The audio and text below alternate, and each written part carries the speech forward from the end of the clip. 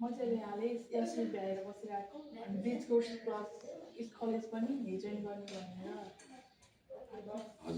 हजुरलाई नर्सिङ विषय किन पढ्न मन लाग्यो? नर्सिङमा मेरो बच्चादेखि चासो पनि थियो, यसमा इच्छा पनि थियो।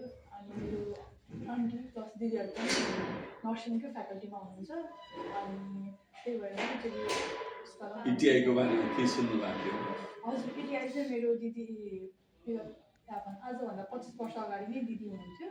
उहाँ पनि यही ठाउँबाट पढेर अहिले नर्सिङमा हुनुहुन्छ। उहाँ पनि अहिले छाउनी हस्पिटलमा जब पाउनुहुन्छ। अति राम्रो कुरा। म तपाईँलाई थोरै मात्रै बताउँछु। एभरेस्ट इन्स्टिट्युट 25 वर्ष पुरानो संस्था हो। यो डाक्टर, इन्जिनियर, प्राध्यापक, नर्सहरूले चलाएको संस्था हो। यसको आफ्नै अस्पताल छ 3-4वटा र इटिआईसँग आबद्ध 10-12वटा नर्सिङ, फार्मेसी, एचए कलेजहरू पनि छ।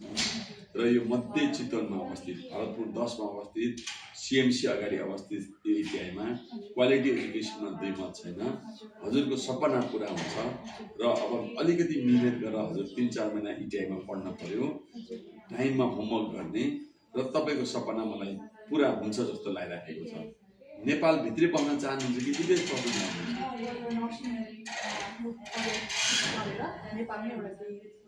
अति राम्रो कुरा। नेपालमै बसे पनि नर्सको स्कोप एकदमै राम्रो छ। नेपाल बाहिर जानुभयो भने तपाईँ चाहे अमेरिकामा एनक्लेक्स परीक्षा दिएर जानुहोस् वा अस्ट्रेलिया, युकेमा पनि यसको बहुत राम्रो छ। 8-10 लाख रुपियाँ महिनाको कमाउन सकिन्छ।